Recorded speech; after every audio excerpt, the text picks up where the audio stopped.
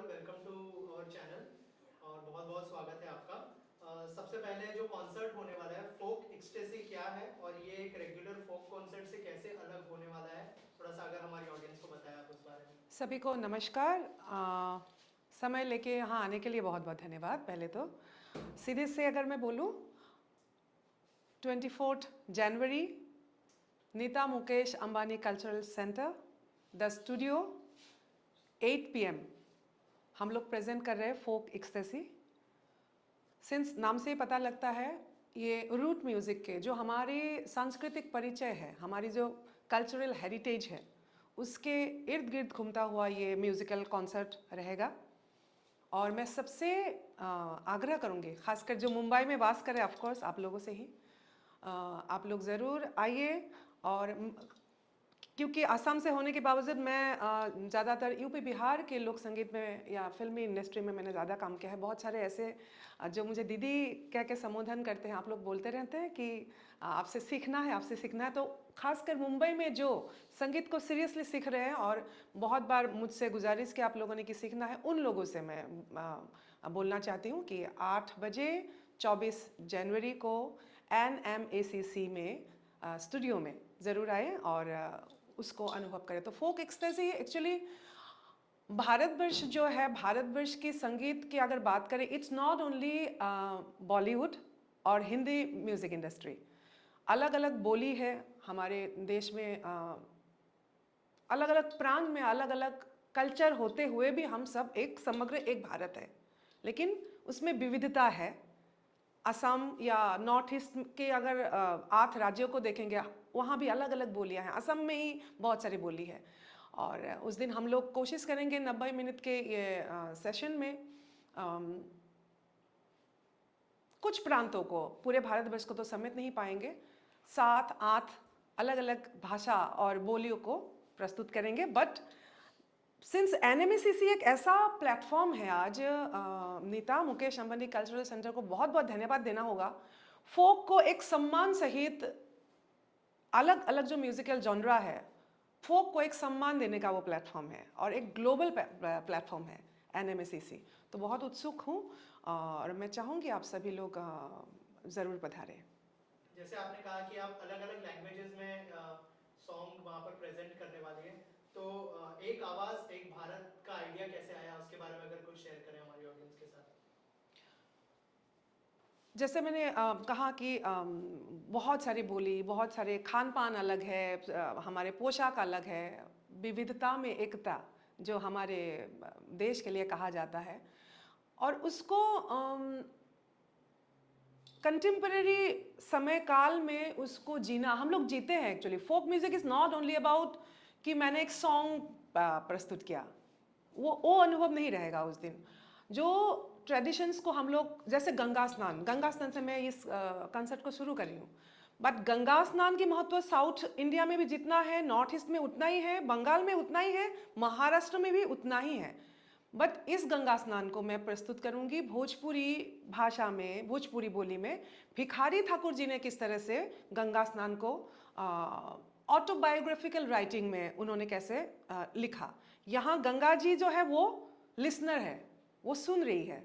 और एक इंसान पूरे जीवन काल में जाने अनजाने हम लोग बहुत सारे कर्म करते हैं, बहुत सारे ऐसे कर्म होते हैं अपने माँ बाप के प्रति, अपने परिवार के प्रति जीवन काल में, जो मन में ऐसा एक ग्लानि भाव होता है ना, गिल्ट लेके हम लोग जीवन को आगे पार करते हैं।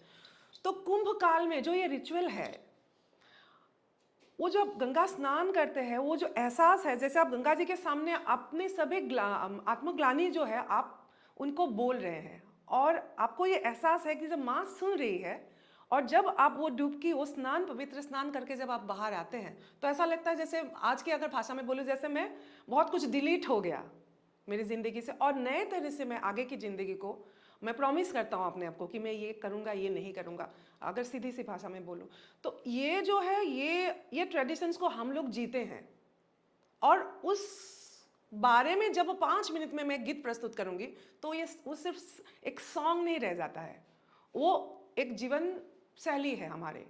तो एक उदाहरण ये है, उस तरह से कितनों को पता होगा, आई डोंट नो, सती बेउला या सती बिहुला, बिहार में पता है, असम में पता है, बांग्लादेश तो अभी भी जीवंत है, और बंगाल, ये सब एरिया में सती बेउला की जो गाथा है, जहाँ माँ मनसा के इर्द गिर्द ओजावली ट्रेडिशन में गाया जाता है आसाम में। और एक महिला, एक स्वामी जो अपने मृत स्वामी के शरीर को लेके कैलाश तक कैसे पहुंचती है, और शिव जी के समक्ष वो अपनी पतिव्रता भाव को रखते हुए वो कैसे जीवन प्राण भिक्षा मांगते हैं, और उसको गीत में मैं कैसे गा के बताऊं। तो ये जो है हर सुहागन जो भारतवर्ष में है, तो बहुत सारे ऐसे रिचुअल्स हैं, व्रत है जहाँ सिंदूर की बात होती है, मेरी सुहाग की बात होती है। तो ये सब जो ट्रेडिशन जब गीत में वो आता है, तो मैं समझती हूँ उसको सिर्फ गीत बोलना बहुत छोटी शब्द हो जाएगा, और वो एक तरह से लिविंग ट्रेडिशंस है, और हमारे कल्चरल मेमोरीज में वो सालों से है और आगे भी रहेगा। तो अलग अलग बहुत सारे ऐसे, जैसे MTV कुक स्टूडियो में खड़ी बिरहा प्रस्तुत किया था, राजस्थानी में बाई सारा बिरा, तो उन सब गीतों को भी मैं उस दिन सन्निविष्ट कर रही हूँ। इस परफॉर्मेंस में महिला लोक परंपरा, श्रम, माइग्रेशन और कलेक्टिव मेमोरी की आवाज है। आज के समय में आवाज को सुनाना और सुनना क्यों इम्पोर्टेंट है, क्यों जरूरी है? ज़रूरी इसलिए है, अगर जैसे आपने माइग्रेशन के बारे में बोला, मजदूर भैया बोल के मेरा एक गीत रहेगा। तो नॉर्मली मैं जो हमारे इलाइट क्लास है वो फ्लाइट्स में ही ट्रैवल करते हैं। मुझे बहुत ट्रेन में ट्रैवल करना पसंद है, मैं बहुत ज़्यादा ट्रेन ही प्रेफर करती हूँ। बहुत जब समय की मजबूरी होती है तभी मैं फ़्लाइट लेती हूँ, वो मेरा पर्सनल चॉइस है। बट एज एन आर्टिस्ट मैं ऑब्जर्व करती हूँ, आप ऑब्जर्व कीजिएगा, अलग एक ही ट्रेन है, एक ट्रेन में first AC, second AC, third AC, उसके बाद नॉर्मल स्लीपर एंड फिर जनरल क्लास भी होता है। ट्रेन एक ही है, और ध्यान दीजिएगा जनरल क्लास के सामने एक बैग लेके, उस बैग में बहुत सारे सपना होता है। और यहाँ मैं बिहार को बहुत ज़्यादा कनेक्ट इसलिए कर पाती हूँ क्योंकि कोरोना काल में मैंने उस समय में पूरे विश्व ने देखा किस तरह से दिल्ली से रास्ते से सब लोग जा रहे थे यूपी बिहार की ओर। तो जो माइग्रेशन है, भोजपुरी गायिका होने के नाते भोजपुरी को मैंने बहुत गाया। हर दूसरा तीसरा गीत में या तो अगर वो रोमांटिक सॉन्ग भी था, आइटम सॉन्ग भी था, कुछ भी था, मेरे जो बलम जी है, सैया जी है, वो हमेशा परदेश में ही है। बहुत गीत गाई मैं। तो ये आप ऑब्जर्व अगर करेंगे तो हर गीत में माइग्रेशन है। तो उस दिन मैं गा रही हूँ कि इस शहर को, मुंबई शहर को, जो माइग्रेंट्स है वही लोग सजा रहे हैं, जो जहाँ अब बड़े बड़े ऊंचे ऊंचे इमारत है, वहाँ सब यूपी बिहार के ही ज़्यादातर या साउथ के भी आपको जो मजदूर वर्ग कहा जाता है वही लोग इस शहर को सजाते हैं। तो उसको गीत में कैसे दो लाइन में कैसे व्यक्त करेंगे कि भैया हो भैया मजदूर भैया कि हम तो बनल किसान, हम तो बनल किसान कि हमर बेटा भूखले सुते हो राम।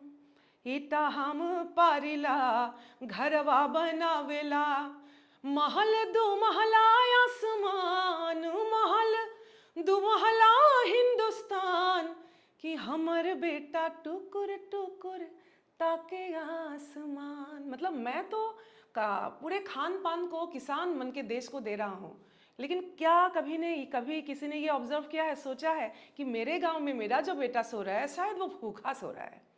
मैं तो पूरा महल दो महल ऊंचे ऊंचे इमारत बना रहा हूँ, बिल्डिंग बना रहा हूँ, लेकिन मेरे घर में मेरा जो बेटा है वो खुले, उसके ऊपर छत नहीं है, वो खुले आसमान को ताक के देख के सो रहा है। तो आई थिंक संगीत में ये जो ऑब्जर्वेशन है, एक दूसरे से बात करना बहुत ज़रूरी है। एक ही देश है, लेकिन भारतवर्ष में देहात की भारत क्षेत्र और इलाइट के जो इंडिया है, भारत है, उसमें गैप है। तो उस गैप को ब्रीच करने के लिए इस तरह की संगीत की बहुत ज़्यादा आवश्यकता है, इसलिए सुनना ज़रूरी है। फोक एक्सटेसी भूपेन हजारिका जी और जो भिखारी ठाकुर जी है उनको कैसे श्रद्धांजलि देने वाला है इस कॉन्सर्ट में? This is very personal because मैं असम से भारत रत्न से सम्मानित प्रयात भूपेन हजारिका जी के समाज परिवर्तन के गीतों को सुन सुन के बड़ी हुई हूँ। मतलब यहाँ मैं मनोरंजन के दृष्टि से संगीत नहीं है। सो दोनों को सम्मान देना मेरे लिए ये इम्पोर्टेंट था। जब मैं निकली थी 2001 में मुंबई के लिए, तो आसाम से निकली और कालांतर में यूपी बिहार के संस्कृति मेरे सामने आया और भूपेन हजारिका जी को खोजते खोजते वहाँ भिखारी ठाकुर जी के समाज परिवर्तन के गीतों से मेरा परिचय हुआ। तो मैं समझती हूँ आज के युग में भूपेन हजारिका, आज के युग में भिखारी ठाकुर कहाँ है और उनको ढूंढना ज़रूरी है या उनके जैसे लेखनी को आगे बढ़ाने की इम्पोर्टेंस है। इसलिए दोनों गुरुजनों को फोक एक्सटेसी सम्मान देंगे और गंगा बहती हो क्यों जैसे गीतों के द्वारा हम उनको याद करने की, नमन करने की प्रयास करेंगे। मैम, ऑडियंस के लिए क्या कहना चाहेंगे इस कॉन्सर्ट के बारे में लास्टली, और अगर 2 लाइनें गुनगुना दें आप हमारी ऑडियंस के लिए। गुनगुनाने के लिए तो मैं गुनगुना सकती हूँ, लेकिन मैं चाहती हूँ कि क्योंकि ये जो मंच है ना, कॉन्टेम्परेरी म्यूज़िक का सेटअप रहेगा। जो साउंड्स होंगे वो टिपिकल सिर्फ फोक इंस्ट्रूमेंट्स नहीं रहे, फोक भी रहेगा, लेकिन साउंड्स कॉन्टेम्परेरी, थोड़ा आगे ले जाने की, थोड़ा सा इंटरनेशनली ग्लोबल प्लेटफॉर्म में साउंड्स में ले जाने की प्रयास है। तो मैं अब अगर गाऊंगी भी अभी तो वो महसूस नहीं होगा, उसके लिए आपको आना ज़रूरी है। तो मैं उम्मीद कर रही हूँ कि फोक एक्सटेसी को आगामी 24 जनवरी को 8 बजे NMACC Nita Mukesh Ambani cultural centre में आप लोग ज़रूर आए, ज़रूर पधारें और उसको उस दिन अनुभव करें। मैं सबसे ये आग्रह कर रही हूँ।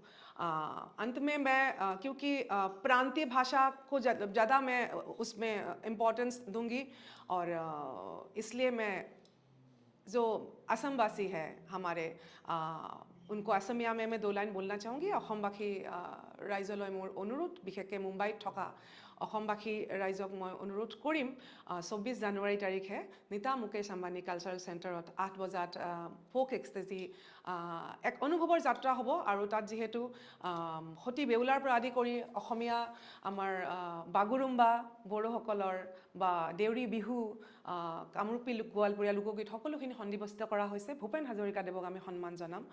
মোৰ বাবে আপোনালোকৰ এই আশীৰ্বাদ, আপোনালোকৰ তাত অহাটো মোৰ বাবে, লোকসংগীতৰ যাত্ৰা অলপ কঠিন, তো আপোনালোক অহাটো মোৰ বাবে বিৰাট মই ভাবোঁ আশীৰ্বাদ দিবলৈ আপোনালোক অহা উচিত। তো মই আপোনালোকক সেইকাৰণে স্বাগতম জনাইছোঁ, আপোনালোক যাতে আহে। ठीक उसी तरह से जैसे मैंने शुरुआत में कहा, बहुत सारे ऐसे जो बच्चे हैं, मेरे लिए बच्चे हैं आप लोग, जो दीदी बोल के आप लोग हमेशा मुझे बोलते हैं कि आप सिखाइए हमें। तो मैं चाहूँगी यहाँ से शुरुआत हो, आप लोग ज़रूर आए और फोक एक्सटेसी को उस दिन अनुभव करें। उससे शायद दीदी किस तरह से सोचती है, आगे क्या करना है, इसके बारे में एक आपको भी आइडिया हो जाएगा। तो और एक बार मैं बोल रही हूँ, 24 जनवरी 8 o'clock शाम को NMACC स्टूडियो आप लोग ज़रूर पधारें।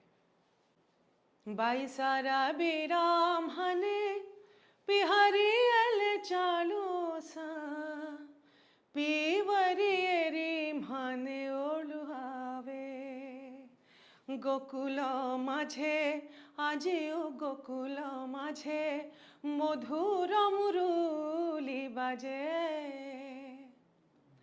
राम भैले जोगिया लखन बयर गया कि दोनों भैया हो गए फकीर अगरवा में डरली हले तुलसी जी के मलवा की है और दोनों भाई मंगोले अयोध्या में भीख विस्तार है अपार प्रजा दोनों पार करे हाहाकार निशब्द सदा हो गंगा तुम गंगा बहती हो क्यों। चलेगा? Thank you ma'am. थैंक्स। एक